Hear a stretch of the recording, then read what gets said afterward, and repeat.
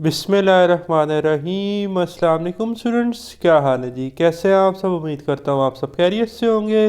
Students, मैं हूँ मोहम्मद इब्राहीम, आपके चैनल डायमेंशनल फिज़िक्स से। और प्यारे स्टूडेंट्स, आज हम डिस्कस करने वाले हैं क्लास 11 फिज़िक्स पैक्टा की बेटा, जो आपकी न्यू बुक आई है जी।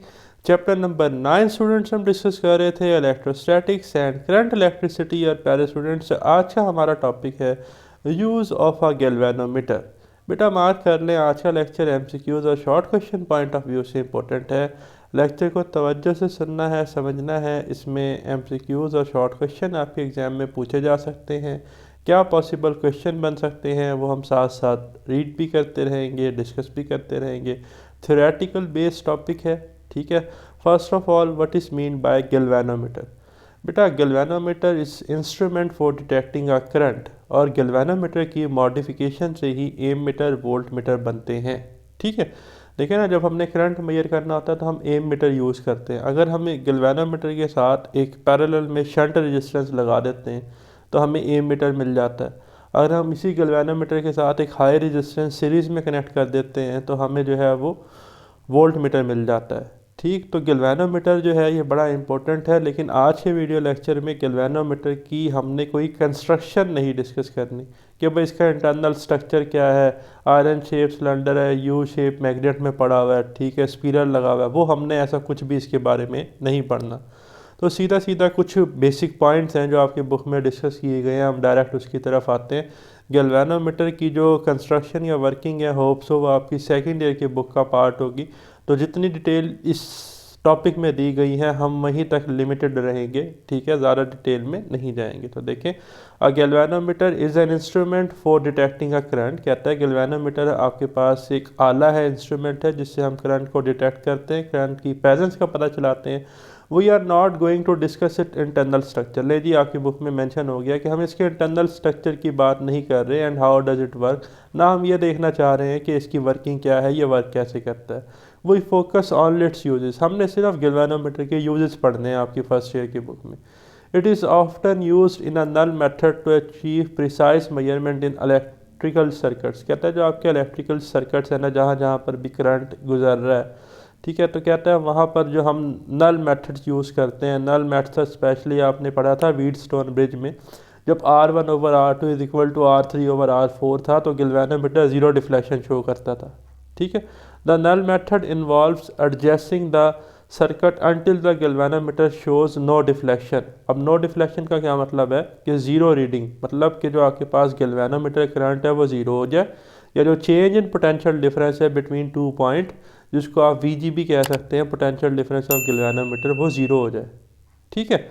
अब पेपर में ना यहाँ से शॉर्ट क्वेश्चन ये आ सकता है कि what is mean by null method, ठीक है। तो नल मेथड ये यहाँ पर मैंने मार्क किया है, यहाँ से लेकर फिर आप यहाँ तक लिखेंगे, ठीक है। This indicate that the certain required condition are meet in the circuit, ठीक है।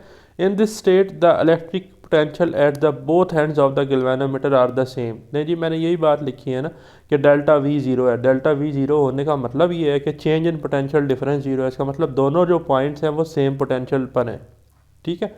यही बात यहाँ पर लिखी गई है, ठीक है, कि वो सेम पोटेंशियल पर हैं both side. All thought a galvanometer has its on resistance. कहता है गैल्वेनोमीटर की अपने रेजिस्टेंस होती है जिसे हम RG कहते हैं, but at the null reading its resistance does not come into play. कहता है कि जब ये नल रीडिंग की कंडीशन होती है तो इसकी रेजिस्टेंस कोई रोल नहीं प्ले कर पाती। भाई रीज़न ये है कि VG ही ज़ीरो है। ओम लॉ से होता है V is equal to IR। जब VG ही ज़ीरो है तो आपका I क्या है? ज़ीरो। I ज़ीरो होने से जब ज़ीरो को हम RG से मल्टीप्लाई करेंगे तो वो उसका इफेक्ट भी ज़ीरो कर देता है, ठीक है। The reason is that in this condition no current is passing through it, ठीक है। ये देखें, यही बात कर रहा है कि कहता है इस कंडीशन में, जो नल कंडीशन है, कोई करंट ही पास नहीं करता। गैल्वेनोमीटर से करंट ही क्या है? Zero. The null method is widely used in bridge circuit, ठीक है जी, ब्रिज सर्किट में लाइक व्हीटस्टोन ब्रिज, ठीक है, such as Wheatstone bridge and potentiometer setup, ठीक है। अब एक पैराग्राफ जो है ना उसमें ये बता रहा है व्हीटस्टोन ब्रिज में हमने कैसे इस्तेमाल किया, दूसरे में बता रहा है पोटेंशियोमीटर में। तो पेपर में शॉर्ट क्वेश्चन आ सकता है कि how null condition used in Wheatstone bridge, how null condition used in potentiometer. तो एक का आंसर ये है, ठीक है, व्हीटस्टोन ब्रिज के लिए, और ये पोटेंशियोमीटर के लिए। तो देखें, as we have studied in the previous section, the null method is use to measure an unknown resistance in the Wheatstone bridge circuit. कहता है कि हमने जो प्रीवियस हमारा वीडियो लेक्चर था, सेक्शन था, उसमें डिस्कस किया कि नल मेथड से जो है वो हम अननोन रेजिस्टेंस कैलकुलेट करते हैं। लाइक ये हमने एक कंडीशन पढ़ी थी, R1/R2 is equal to R3/R4। अगर R4 बेटा अननोन रेजिस्टेंस होती आपके पास, ठीक है, RX फॉर एग्जांपल, तो फिर हम इसको लिख लेते थे RX is equal to R2/R3/R1। ठीक है, तो ये हमें नल कंडीशन पे मिली थी जब IG गैल्वेनोमीटर करंट 0 था, गैल्वेनोमीटर कोई डिफ्लेक्शन शो नहीं कर रहा था। The galvanometer is connected between the mids points of the opposite side. अच्छा, अगर आपको व्हीटस्टोन ब्रिज सर्किट याद हो तो आपने पढ़ा था B और D पॉइंट सेम पोटेंशियल पर थे, तो वहाँ पर जो चेंज इन पोटेंशियल डिफरेंस है वो 0 था।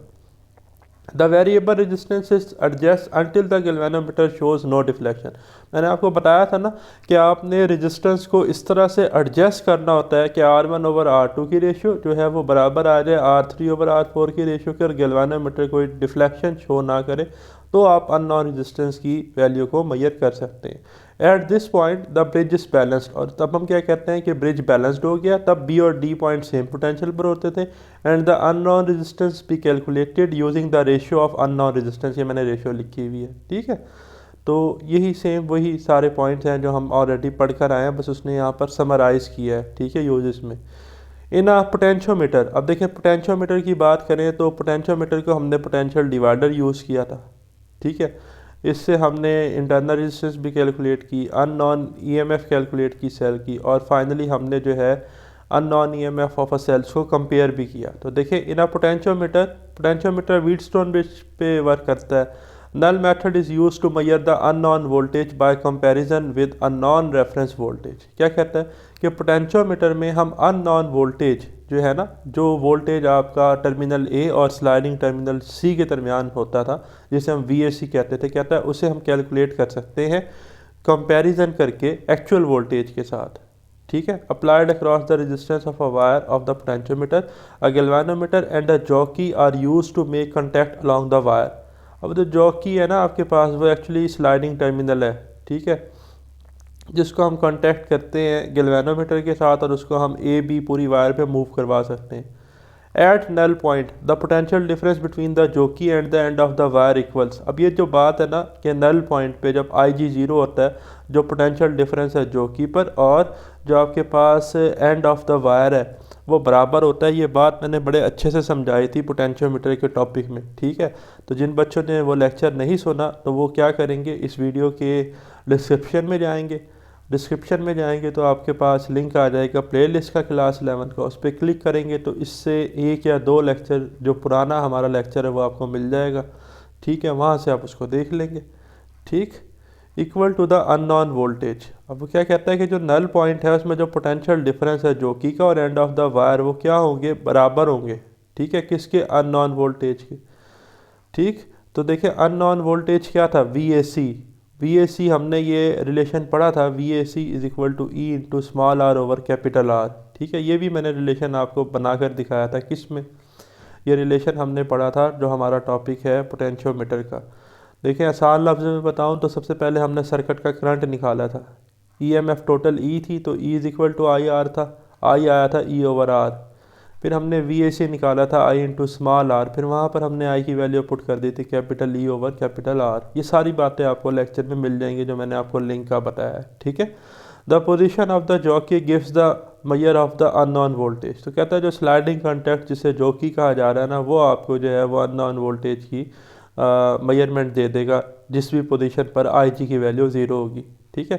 There are some advantage of using a galvanometer in null method. कहता है गैल्वेनोमीटर को नल मेथड में इस्तेमाल करने के हमारे पास कुछ ना कुछ फ़ायदे हैं। पहला फ़ायदा है null method eliminates the effect of galvanometer internal resistance. कहता है जो गैल्वेनोमीटर की इंटरनल रेजिस्टेंस है ना, उसका इफेक्ट नलीफाई किया जा सकता है नल मेथड में, on the measurements resulting more accurate reading, ठीक है। तो कहता है कि आपको जो रीडिंग्स मिलेंगी वो और ज़्यादा एक्यूरेट होंगे नल मेथड से जो भी रीडिंग्स मिलेंगी। सेकंड है galvanometer are highly sensitive and can detect very small current of the order of micro ampere. कहता है जो गैल्वेनोमीटर है ना, ये हाईली सेंसिटिव, हाईली क्या है आपके पास डिटेक्टेबल डिवाइसेस हैं जो छोटे से छोटा करंट, अब देखें कितना छोटा उसने करंट दिया, 10⁻⁻⁶, मतलब माइक्रो एम्पेयर, माइक्रो प्रीफिक्सेस है, ठीक है, इतना छोटा करंट ये डिटेक्ट कर सकते हैं। No deflection indicates a direct and clear condition of balance making it easier to the identify the null point. कहता है कि देखें जहाँ पर कोई डिफ्लेक्शन नहीं होगी, सिंपल है, वहाँ पर आई जी क्या हो जाएगा, गिल्वेनोमीटर करंट ज़ीरो। गिल्वेनोमीटर करंट ज़ीरो है तो इसका मतलब है कि आपके पास जो 2 पॉइंट्स पर वोल्टेज की वैल्यू है वो सेम है, पोटेंशियल डिफरेंस ज़ीरो है, तो हम कहेंगे बैलेंसिंग कंडीशन है। तो हम आइडेंटिफाई कर लेंगे कि ये आपका नल पॉइंट है, और वहाँ से जो भी रिक्वायर्ड वैल्यू होगी फिजिकल क्वांटिटी की उसे आप कैलकुलेट कर लेंगे। तो ये था प्यारे स्टूडेंट्स हमारा आज का वीडियो लेक्चर। वेरी सून हम डिस्कस करेंगे नेक्स्ट वीडियो लेक्चर को। अपना ख्याल रखिएगा। खुदा हाफिज़।